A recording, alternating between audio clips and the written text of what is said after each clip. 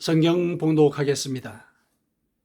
마태복음 21장 1절에서 9절까지입니다. 마태복음 21장 1절에서 9절까지 같이 봉독하겠습니다. 그들이 예루살렘에 가까이 가서 감람산 벳바게에 이르렀을 때 예수께서 두 제자를 보내시며 이르시되 너희는 맞은편 마을로 가라. 그리하면 곧 매인 나귀와 나귀 새끼가 함께 있는 것을 보리니 풀어 내게로 끌고 오라. 만일 누가 무슨 말을 하거든 주가 쓰시겠다 하라. 그리하면 즉시 보내리라 하시니 이는 선지자를 통하여 하신 말씀을 이루려 하심이라. 일렀으되 시온의 딸에게 이르기를 내 왕이 내게 임하나니 그는 겸손하여 나귀 곧 멍에 매는 짐승의 새끼를 탔도다 하라 하였느니라. 제자들이 가서 예수께서 명하신 대로 하여 나귀와 나귀 새끼를 끌고 와서 자기들의 겉옷을 그 위에 얹음에 예수께서 그 위에 타시니 무리의 대다수는 그들의 겉옷을 길에 펴고 다른 이들은 나뭇가지를 베어 길에 펴고 앞에서 가고 뒤에서 따르는 무리가 소리 높여 이르되 호산나 다윗의 자손이여 찬송하리로다 주의 이름으로 오시는 이여 가장 높은 곳에서 호산나 하더라. 아멘. 오늘은 교회 절기상 종려주일입니다. 예수님께서 예루살렘 성으로 이렇게 입성을 하실 때 연도에 있던 무리들이 종려나무 가지를 꺾어서 흔들었던 그 일을 기념하는 그런 주일이죠. 그리고 종려주일이라는 그 명칭도 그러한 일에서 유래가 되었습니다. 오늘 이 본문의 이 일화는 사복음서에 다 기록이 다 되어 있습니다. 그런데 종려나무를 언급한 복음서는 이제 요한복음에만 이렇게 나옵니다. 우리 오늘 읽은 본문에서는 종려나무라는 말은 없는데 요한복음의 기초에서 종려나무 가지를 꺾어서 흔들었다 이렇게 우리가 생각을 하고 얘기를 하고 있습니다. 사람들이 종려나무 가지를 흔들었다라고 하는 것은 이렇게 왕의 행차, 이것을 지금 환영하고 있다 그런 의미입니다. 왕들이 행차를 할 때 연도의 사람들이 이렇게 환호를 하지 않습니까? 그때 종려나무를 이렇게 흔드는 것이죠. 그러니까 이렇게 이 왕이 지금 입성을 하신다는 그런 의미를 무리들은 보여주고 있는 것이죠. 이때 왕은 물론 그들에게는 메시아이죠. 겉으로는 지금 현재 왕의 모습을 갖고 계시지는 않으니까 이제 메시아가 오셨다. 그런 의미로 이렇게 예수님을 환영하고 있습니다. 예수님은 그리고 그 왕은 그들이 마음속에 품고 있는 그 왕은 평화를 이루기 위해서 지금 입성을 하고 계시죠. 평화의 목적을 갖고 땅에 이 성에 지금 입성을 하고 계시는 겁니다. 그런데 이 백성들은 연도의 백성들은 각기 나름의 다양한 목적을 갖고 자기의 메시아를 지금 환영을 하고 있습니다. 메시아를 기다리는 사람들의 욕구가 다 다양하지 않겠습니까? 그러니 이제 그와 같이 다양한 목적들이 있을 것이다. 우리는 이렇게 충분히 짐작을 할 수가 있습니다. 그래서 우리가 이 예수님의 입성 자체를 하나님께서 우리 마음에 들어오시는 그런 상황을 상징한다. 이렇게 우리가 전제를 해볼 수가 있는데, 만일에 그렇다면은 우리는 우리 마음에 오신 그 하나님을 우리 자신의 목적으로 영접을 하는 그런 상황도 우리가 상상을 해볼 수가 있겠죠. 예수님을 맞이하는 이 연도의 이 백성들, 이 무리들의 마음속에 다양한 목적이 있다는 그 사실이 오늘날 우리에게는 그렇게 적용되어서 해석이 될 수 있다는 것이지요. 일반적으로 우리는 우리 나름의 목적을 가지고 하나님을 영접을 합니다. 하나님은 평화를 위해서 우리 마음에 오시는데 우리는 그분의 뜻과는 다른 기대를 갖고 그분을 대한다는 것이죠. 자, 이런 사실을 염두에 두고 오늘 본문을 함께 묵상하면서 우리가 어떤 목적을 갖고 하나님을 믿고 있는 것인지 되돌이켜보는 그런 시간을 가져봤으면 좋겠습니다. 자, 오늘 본문을 한번 보시죠. 오늘 본문을 보면은 사람들이 예수님을 다윗의 자손이다 이렇게 부르고 있는 것을 확인할 수 있을 겁니다. 9절에 다윗의 자손이여 이렇게 연호를 하고 있습니다. 다윗의 자손이라는 말은 예수님을 정치적인 메시아로 보고 있다는 겁니다. 다윗의 후손으로 이 땅에 와서 지금 현재 상황을 변혁시켜 주시기를 기대하는 그런 마음을 품고 있는 것이죠. 지금 현재 이스라엘은 로마 제국의 지배를 받고 있습니다. 이 제국에서 파견된 군사들 수탈을 굉장히 심하게 했습니다. 성경에는 그와 같은 기록이 나와 있지는 않죠. 이제 검열 문제도 있지 않겠습니까? 그 당시에.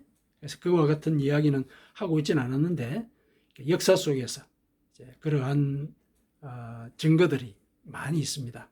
그리고 또 특히 예수님께서 나귀와 나귀 새끼를 데리고 오라고 했을 때 누가 그것에 대해서 뭐라고 얘기하면은 주가 쓰시겠다고 하라. 또 다른 복음서를 보면은 곧 돌려주겠다고 해라. 이런 얘기를 합니다. 그 말 속에 그 당시에 수탈이 심했다는 것이 암시가 되어 있습니다. 누군가가 자신의 물건을 가져가는 것에 대해서 사람들이 굉장히 예민하게 반응하는 그런 상황을 암시적으로 표시를 해놓은 것입니다. 그렇게 수탈을 당하는 그런 상황이었죠. 사람들은 이와 같은 억압을 벗어나고 싶어 했겠죠. 당연히 그와 같은 소원을 갖고 있었을 겁니다. 그리고 또 그 당시 이스라엘을 다스리던 그 왕이 유대인이 아니었어요. 에돔 출신의 사람이었거든요. 그 민족적인 자존심도 굉장히 짓밟힌 진뭉개져 있는 그런 상태에 있었습니다. 자, 이런 상황에서 공교롭게도 예수님께서 그 사람들이 보기에는 초자연적인 기적을 이렇게 행하면서 또 영적으로나 또 지적으로나 또 인간 관계상으로도 지도자의 위상을 보였죠. 그러니까 백성들은 예수님을 우리의 정치적인 메시아다 이렇게 생각을 한 거죠. 생각을 했습니다. 그래서 그런 분이 정치적인 수도인 예루살렘으로 지금 입성을 하시는 거예요. 그러니까 당연히 환호를 할 수밖에 없는 겁니다. 그들은 자신들이 가지고 있던 그 소원, 이 억울한 상황에 대한 해결, 이것이 이분이 오시면은 일거의 해결이 될 것이다. 기대를 했겠죠. 환호를 했습니다. 그래서 그들은 호산나 이렇게 외쳤습니다. 호산나라고 하는 것은 비오니 구원하소서 그런 뜻입니다. 호시아나 이제 붙여가지고 호산나 이렇게 들리는 거죠. 구원하소서. 비오니 구원하소서. 그들은 다윗의 자손에게 비오니 구원하소서. 가장 높은 하늘에서 구원하소서. 이렇게 외쳤던 겁니다. 그런데 예수님께서는 그들과는 다른 목적으로 예루살렘에 입성하셨습니다. 그들이 생각하는 메시아는 군사적으로 장대한 이미지를 갖고 있죠. 적어도 그렇기 때문에 건장한 튼튼한 말을 타야 되지 않겠습니까? 하지만 예수님께서는 나귀 새끼를 타셨습니다. 아마도 나귀와 나귀 새끼를 나란히 이렇게 걷게 한 상태에서 나귀 새끼 위에 걸터 앉으신 것 같습니다. 이로써 예수님께서는 자신이 그들이 바라는 정치적인 메시아가 아니라는 사실, 이를 외형적으로 드러내 보여주셨습니다. 그리고 사람들이 겉옷이나 나뭇가지를 꺾어서 길에서 깔면서 이렇게 호산나를 외치지 않았습니까? 그러면 그 일대에 막 소동이 벌어진 거예요. 사람들의 이목이 집중이 되었겠죠. 그런데 그들의 행위를 제지하지 않으셨습니다. 제지하지 않으셨어요. 주목이 되는 그 상황을 그대로 내버려 두셨습니다. 왜냐하면 그렇게 해서 사람들이 예수님을 보게 되었을 때, 아, 저 사람은 나귀를 탔네. 나귀 새끼를 탔구나. 아, 그러니까 총구석 출신, 이 총구석이 나사렛이죠. 굉장히 궁벽한 이제 시골로 그렇게 그 당시에 알려져 있던 곳이죠. 그 총구석 나사렛 출신, 그런 사람이구나. 이런 인상을 갖도록 하신 것이죠. 그래서 이제 나귀 새끼를 타고 이제 들어오실 때 사람들의 그 환호도 제지하지 않으셨던 겁니다. 왜냐하면 예수님께서는 거기에 평화의 왕으로 오셨거든요. 예언된 대로 평화의 왕으로 오셨다. 겸손하신 분이시다. 그래서 나귀 새끼를 타셨다. 이 예언된 말씀 그대로 이제 그 예루살렘에 임했습니다. 그리고 그 길 앞에는 죽음이 기다리고 있지요. 죽음이 기다리고 있습니다. 물론 반면에 이 연도의 사람들은 자기의 세속적인 안정 그리고 현세적인 성공 이런 것들을 염두에 두고 있었습니다. 자, 이런 모습이 오늘날 우리의 모습을 되돌아보게 합니다. 우리하고 너무 흡사한 부분이 많은 것이죠. 우리의 이 기복적인 신앙, 이 신앙이 그 백성들의 호산나 이렇게 외치는 그 소리에 실려 있는 것과 같습니다. 그렇게 들리는 것이죠. 물론 예수님께서 우리가 현세적인 삶의 필요를 충족시켜야 한다. 이거 인정을 하셨습니다. 인정을 하셨죠. 그렇게 일용할 양식을 구하라. 이렇게 가르치지 않으셨습니까? 인정을 하셨거든요. 하지만은 그렇다고 해서 일상의 논리를 하나님의 뜻보다 우선하면서 살아서는 안 된다. 이렇게 가르치셨죠. 하나님의 뜻을 먼저 실천하려고 하는 그 마음과 그 태도, 이것을 가져야 한다. 그러면은 일용할 양식을 너희들은 풍족히 얻게 될 것이다. 이게 예수님께서 우리에게 가르쳐 주신 그런 복음이지 않습니까? 자, 그렇게 이제 우리에게 다가오셨는데, 우리는 하나님을 믿는다고 이렇게 하지만은 하나님의 뜻을 우선하기보다는 세속적인 목표에 몰입하거나 또 그 성취되는 그것을 이제 하나님의 뜻으로 합리화하는 그런 경우가 많습니다. 우리는 하나님을 가끔 자판기와 같이 혹은 기계 장치 속에서 갑자기 튀어나와서 모든 일들을 해결해 버리는 그 신, 연극에서 고대 연극에서 나오는 이제 그와 같은 존재로 생각할 때가 많습니다. 실제로 그런 상황을 우리도 경험했다고 고백을 할 수밖에 없지 않습니까? 자, 우리는 그러면은 무슨 목적을 위해서 그렇게 하나님을 호산나라고 이렇게 외쳤는가? 하나님께 호산나라고 외쳤는가? 우리는 그동안 우리의 생계를 위해서 건강과 직장과 또 승진과 출세 그리고 재물 이런 현세적인 필요를 위해서 하나님께 호산나 이렇게 외쳤습니다. 우리 자신의 목표를 성취하고 우리의 욕구를 충족시키고 또 높아지기를 원했습니다. 하나님께서 우리가 이 땅에서 평안을 누리기를 원하신다라는 그 말씀에만 집중하고 그 말씀에만 귀를 기울인 채로 하나님의 나라와 그분의 의를 구하는 그런 일을 도외시했던 그런 사실이 있습니다. 공교롭게도 우리가 이러한 사실 때문에 아직도 현세적인 필요를 간구하는 그런 기도를 하고 있는지도 모릅니다. 하지만 이제 오늘 본문에서 예수님께서는 우리가 무엇을 위해서 호산나를 외쳐야 할 것인가 이것을 알려주고 계십니다. 우리가 하나님의 뜻을 쫓아갈 때 우리는 현세적인 필요를 벗어나서 하나님을 찬양하는 그런 자리로 나아갈 수 있게 될 것이다. 이것을 오늘 본문에서는 우리에게 알려주고 있습니다. 우리는 예수님께서 일러주시는 그 모습, 예수님께서 보여주시는 그 모습, 이것을 닮아야 합니다. 그 모습을 담기 위해서 호산나 이렇게 외쳐야 되는 것입니다. 자, 그러면은 어떤 모습을 먼저 보여주셔서 우리에게 담도록 이렇게 알려주셨는가, 그것을 살펴보겠습니다. 자, 오늘 본문을 보면은 예수님께서는 명분이 분명하고 또 이의를 제기할 수 없는 그런 상황에서도 작은 자를 배려하는 그런 모습을 보여주셨습니다. 예수님께서 나귀 새끼를 타고 예루살렘으로 입성하시는 것은 스가랴 선지자가 이미 예언한 일입니다. 이미 예언된 일입니다. 오늘 본문에 언급되어 있는 그 예언, 스가랴 선지자가 예언한 내용이에요. 그러니까 그 예언을 알고 있는 사람들이라면 나귀 새끼를 타는 것이 평화를 상징하는 것이다.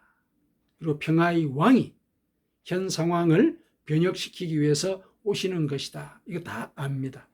명분이 분명한 이런 일이 지금 진행이 되고 있는 것이죠.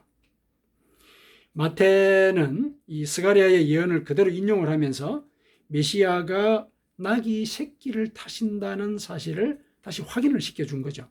예언을 다시 확인시켜 주었습니다. 그런데 예수님께서는 나귀와 나귀 새끼를 끌고 와라, 이렇게 말씀을 하셨어요. 성경의 헬라어 원문을 보니까 그 나귀가 여성형으로 되어 있습니다. 그러니까 어미와 새끼를 같이 데리고 와라, 이렇게 얘기를 하신 것이죠. 예언의 말씀에 따르자면 나귀 새끼만 데리고 와도 된다는 거예요. 나귀 새끼만 데리고 와도 된다.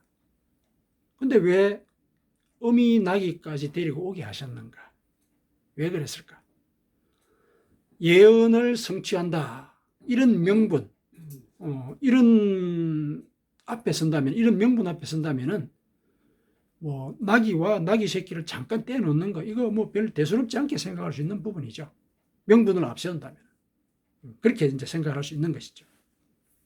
그런데 예수님께서 이렇게 나귀와 나귀 새끼를 데리고 오라고 얘기하신 거기에는 명분이 중요하기는 하지만 그 명분을 위해서 이 짐승까지도, 소위 이제 작은 자죠. 작은 자. 이 작은 자도 슬프게 해서는 안 된다. 떼어놓으면은 이 짐승들도 슬퍼서 울지 않습니까? 어미와 새끼가 떨어지면. 그러니까 평화의 왕으로 오시는 이 그분으로서 이 슬픔이 전제가 된 이런 행위는 예수님은 하지 않으셨던 것이죠. 예수님의 이런 작은 자에 대한 이런 배려가 오늘 본문에 그대로 드러나 있습니다. 예수님께서는 이렇게 작은 자를 배려하시면서도 여전히 어쨌든 예언은 성취를 하신 것이죠. 데리고 와서 나귀 새끼를 타셨으니까요. 자, 이런 상황을 기록한 이 마태의 기록을 보니까 마태라고 하는 이 제자가 참 자기 스스로가 작은 자라는 이런 인식을 가진 사람이구나, 이런 것을 우리가 좀 짐작을 해볼 수가 있습니다. 실제로 마태는 세리였지 않습니까? 그 당시 사회에서는 죄인이었어요. 사회적인 죄인이었단 말이죠. 왜냐하면은 세금을 걷어가지고 로마 당국에 바치는 역할을 했거든요. 그 과정에 자기 목도 세금에 덧붙여서 이렇게 치부를 했던 그런 사람입니다. 그러다 보니까 이제 탐욕도 있었고 또 불법도 저질렀겠죠. 그래서 이런 부분들에 대해서 늘 가책을 느끼고 있었는데 어느 날 예수님께서 오셔서 나를 따르라, 이렇게 말씀을 하셨죠. 구원을 받은 겁니다. 선택을 해주신 것이죠. 그러면서 예수님과 다니면서 내가 그동안 무엇을 했는지 깨닫게 되었을 것이고, 내가 정말 작은 자구나, 죄인이구나, 이걸 깨달은 거죠. 아마 그렇게 절실하게 깨달았기 때문에 예수님께서 나귀와 나귀 새끼를 가지고 오라는 그 사실을 이렇게 기록을 한 것이 아닐까. 예수님의 그 명령 속에 작은 자를 저렇게 살피시는 그 배려가 있구나. 이거를 알려준 것이 아닐까. 이렇게 우리가 짐작을 해봅니다. 그래서 우리도 마태처럼 그 예수님의 작은 자에 대한 그런 배려, 이걸 닮아야 되는 겁니다. 그걸 닮아야 된다. 명분을 앞세우면은, 명분대로 하면은 뭐 명분을 성취하는 것으로 끝을 내면 되지요. 하지만 명분이 있더라도 혹시 그 명분의 그늘에 작은 자가 있는 것은 아닌가. 이 살펴보는 이런 마음, 이것을 우리가 닮아야 하겠습니다. 자, 그리고 두 번째 한번 볼까요? 두 번째, 예수님께서 또 어떤 이 모습을 보였는가? 예수님께서는 행동이나 생각의 습관을 따르지 아니하셨어요. 하나님의 말씀을 우선하는, 습관보다는 하나님의 말씀을 우선하는 그런 모습을 보이셨습니다. 무슨 말이냐면은 예수님께서 전도를 하러 다니실 때 늘 걸어 다니셨습니다. 늘 걸어 다니셨어요. 짐승을 탔다는 그런 기록이 없습니다. 물론 그런 기록이 없다고 그런 걸 타지 않았다고 얘기할 수 있느냐? 그렇게 짐작을 할 수 있는 것은 어디에 있느냐면은 예수님께서 제자들을 이렇게 전도 실습을 보내지 않습니까? 마태복음 10장에 보면은 제자들을 선택을 하시고 또 전도를 할 때 이런 걸 유의해라 말씀을 하시면서 이렇게 이르셨습니다. 전대를 가지지 말아라. 돈, 금전 이런 거 챙기지 말아라. 그렇죠? 그리고 지팡이도 갖지 말아라. 두 벌 옷도 갖지 말아라. 이렇게 얘기를 하지 않으셨습니까? 이건 뭘 의미합니까? 뭐 짐승을 타고 다니라 이 얘기는 전제가 되어 있지 않는 것이죠. 그리고 그 마을에 들어가서 그 제자들을 받아들이지 않으면 신발에 먼지를 떨어버리라 이렇게 얘기하지 않습니까? 신발에 먼지가 쌓이도록 이제 걸어 다닐 것, 이게 전제가 되어 있는 것이죠. 제자들은 그렇게 걸어 다니라 그러면서 예수님께서 뭐 탈 것을 타고 다녔다, 이거는 예상할 수 없는 얘기죠. 걸어 다니셨던 겁니다. 늘 걸어 다니면서 전도를 하셨던 것이죠. 그렇다면은 그 습관대로 예루살렘으로 들어오실 때도 걸어서 오실 수 있죠. 걸어서 오실 수 있습니다. 습관에 따르면 그렇죠. 그런데 굳이 가서 나귀와 나귀 새끼를 가져오라 이렇게 얘기합니다. 왜 그러셨습니까? 하나님의 말씀, 예언의 말씀을 이루기 위해서 그렇게 하신 것이죠. 이루기 위해서. 아까도 말씀을 드렸지만은 그 당시에는 낯선 사람이 자기의 소유물, 특히 짐승을 이렇게 누가 건드린다든지 가져가려고 한다면은 이거 무슨 화를 당할 수도 있는 일들이에요. 굉장히 예민하게 반응을 했거든요. 로마 병사들이 그렇게 수탈을 아주 많이 했어요.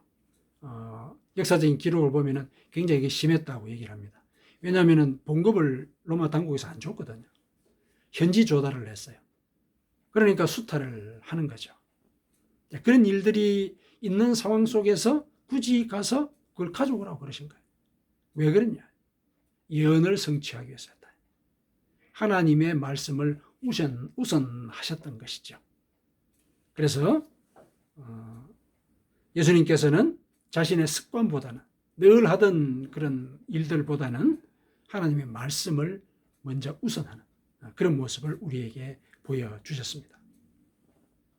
사실 하나님의 말씀을 우리의 습관보다 우선한다는 거, 우리에게 굉장히 힘듭니다. 힘든 일입니다. 습관이다. 이거는 벌써 몸에 배어 있는 거 아닙니까?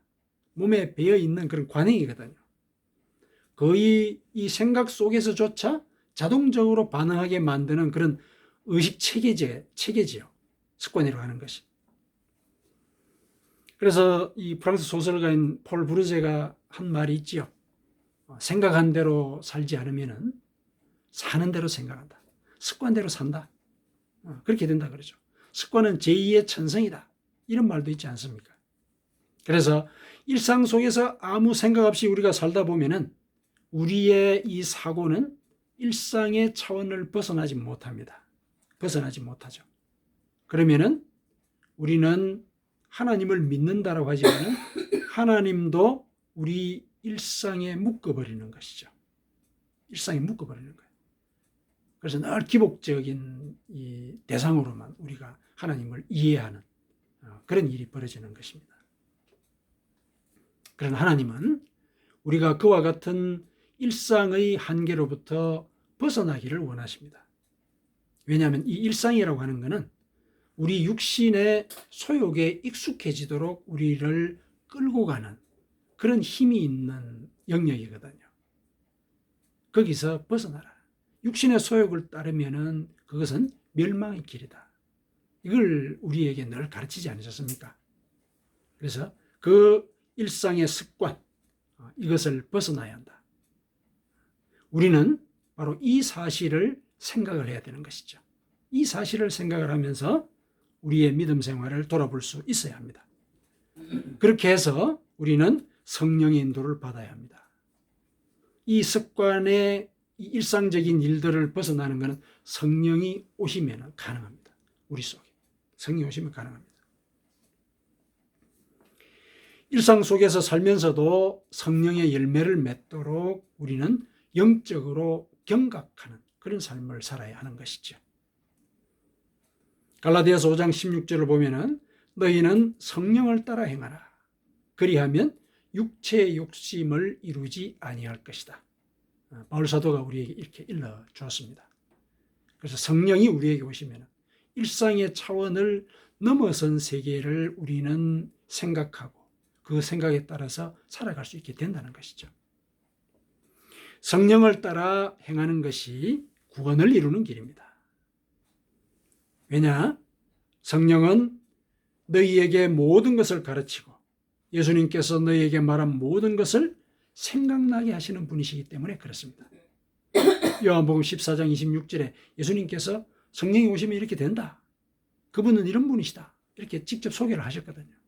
성령이 오시면은 우리는 일상을 벗어나서 우리의 습관을 깨트리고 하나님의 말씀에 경각한 삶을 살아갈 수 있게 하시는 겁니다. 그래서 우리는 그와 같은 삶을 살아가도록 기도하며 또 성령께서 임하시는 대로 가르쳐주시는 대로 살아가야 하는 것입니다. 예수님의 모습에서 우리는 우리가 닮아야 하는 점이 그 사실이라는 것을 깨달아야 하는 것이죠. 자, 그다음 세 번째 한번 볼까요? 세 번째. 예수님께서는 세속적인 영화나 명예로부터 거리를 두셨습니다. 길가에는 무리들이 이렇게 호산나 이렇게 외칠 때 그 소리만 외쳤겠습니까? 뭐 두런두런 소개하는 얘기도 있었겠죠. 저 사람이 누구냐? 그러면 또 소개하는 일도 있었겠죠. 아, 저 사람은 다윗 왕통의 왕손이야. 왕손인데 이 신통력이 보통이 아니야. 예를 들어서 예언도 하고 나병 환자도 고치고 뭐 이렇게 5,000명, 그 장정들 5,000명도 그냥 갑자기 그냥 다 먹이셨어. 이런 등등의 얘기들을 주고받고 이랬겠죠. 거의 어떤 무용담을 설명하는 이런 일들이 옆에서도 두런두런 있었을 겁니다. 이렇게 분위기가 과열이 되면은 사람들은 이렇게 감정이 흔들리게 되고 급기야 이제 통제력을 잃고 그 분위기에 휩쓸리게 되는 경우들이 많지 않습니까? 사람들이 그렇죠. 그런데 예수님께서는 미동도 하지 않으셨습니다. 그들을 제지하지도 않으셨습니다. 옛날에는 이제 병자들을 치유하고 난 뒤에 이 사실을 알리지 말라 이렇게 당부하기도 하셨지만은 지금 이 순간에는 아무런 반응을 보이지 않으십니다. 예수님께서 예루살렘에 오신 이유는 십자가 순환을 준비하기 위해서 오신 것이죠. 이 사실을 진실로 아는 사람들은 없지요. 제자들에게 몇 번 일러주셨거든요. 근데 진실로 아는 사람은 없었습니다. 그래서 예수님은 아마도 이 군중들의 환호 속에서 고독을 느꼈을 수도 있습니다. 하지만은 이러한 각오마저도 비장하게 표현하려고 시도하지 않았습니다. 사람들이라면 그럴 수 있지 않습니까? 비장한 어떤 그런 모습을 보여줘서 공감이나 동정을 얻고자 하는 게 또 사람 일반적인 모습이죠. 그렇게도 하지 않으셨습니다. 뭐 어쩌면은 이제 곧 죽게 될 거니까 이런 영화나 명예가 무슨 소용이랴, 이렇게 달관한 마음가짐을 혹시 가졌었는지도 모르지요. 하지만은 예수님이 그 이후에 보여주신 그런 행적을 보면은 결코 그런 체념이나 무위의 그런 태도를 가졌기 때문에 그런 것은 아니셨습니다. 예수님께서는 철저하게 작은 자가 되셨고 결국 작은 자들을 위해서 십자가를 지셨습니다. 예수님께서 작은 자가 되셨다라고 하는 것은 바울 사도가 그 의미를 이렇게 일러주고 있습니다. 빌립보서 2장 6절에서 8절까지 예수님께서 작은 자가 되셨다. 무슨 의미냐? 그는 근본 하나님의 본체시나 하나님과 동등됨을 취할 것으로 여기지 아니하시고 오히려 자기를 비워 종의 형체를 가지사 사람들과 같이 되셨고 사람의 모양으로 나타나사 자기를 낮추시고 죽기까지 복종하셨으니 곧 십자가에 죽으심이라. 예수님은 철저하게 자신을 작은 자로 만드셨죠. 작은 자로 인정하셨기 때문에 작은 자가 되신 겁니다. 죄수가 되신 거예요. 그러니까 자신이 작은 자라는 그런 의식을 갖고 계셨기 때문에 이런 외형적인 영화나 명예 때문에 동요를 일으키지 않으신 것입니다. 우리도 우리 스스로가 하나님 앞에 작은 자라는 사실, 이것을 인식하고 인정해야 합니다. 어떻게 해요? 우리는 본질상 진노의 자녀였습니다. 에베소서 2장 3절에서 5절. 바울이 그렇게 고백하지 않습니까? 우리는 본질상 진노의 자녀들이다. 그러나 긍휼이 풍성하신 하나님이 우리를 사랑하신 그 큰 사랑을 인하여 허물로 죽은 우리를 그리스도와 함께 살리셨다. 나는 그런 존재이다. 하나님의 사랑이 없으면 나는 멸망의 자식이다. 이거 인정하는 것이죠. 인정합니다. 그러나 나를 사랑하셔서 구원의 길로 인도하셨다. 그 사랑을 품고 사는 것이죠. 이게 내가 하나님 앞에 작은 자가 되는 자로서의 마음가짐이에요. 마음가짐입니다. 내가 구원받은 자다. 내가 내 스스로 뭔가를 이루어냈다. 이게 아니에요. 내가 구원의 길로 가게 된 것. 하나님께서 나를 선택하셔서 구원의 길로 이끄셨다. 나는 그런 은혜를 받은 자이다. 그래서 하나님 앞에 나는 작은 자가 될 수밖에 없다. 이런 것이죠. 이런 마음가짐이 있어야 된다는 거죠. 이런 마음을 가질 때 주변에 어떤 영화나 명예, 그래서 내 스스로 큰 자라는 그런 의식, 이런 것들을 갖지 않게 되는 것이죠. 예수님은 우리에게 그런 모습을 담기를 원하고 계십니다. 사랑하는 성도 여러분, 오늘 본문은 우리 신앙에 있어서 우리의 궁극적인 관심이 뭐어야 하는가, 이것을 우리에게 알려주고 있습니다. 그게 뭡니까? 예수님을 담는 거예요. 예수님의 마음과 그 행동을 담는 것. 이것이 우리 신앙의 궁극적인 관심이 되어야 한다는 것. 이걸 오늘 본문은 우리에게 알려주고 있습니다. 이것을 위해서 우리는 호산나 외쳐야 된다는 것이죠. 예수님께서 보여주신 대로 살아갈 수 있도록 도와주시기를 비오니 호산나 이렇게 해야 된단 말이죠. 하나님께서 우리의 마음에 오셨기 때문에 우리는 우리 자신의 명분이나 목적에 매몰이 되어서 이웃이나 하나님을 바라보지 못하는 태도를 회개하도록 성령의 도우심을 간구해야 됩니다. 그리고 우리가 습관적인 생각과 관행적인 사고로부터 돌이켜서 하나님의 뜻을 먼저 구하도록 도우시기를 간구해야 합니다. 마지막으로 우리가 본질상 진노의 자식이었지만 하나님의 은혜로 구원받았다는 이런 사실을 깊게 깨닫고 이웃이나 가족 가운데 작은 자를 자신과 동등한 존재로 여기도록 가르쳐 주시기를 간구해야 합니다. 이렇게 간구할 때 우리는 우리 마음에 오신 하나님을 올바르게 영접하게 됩니다.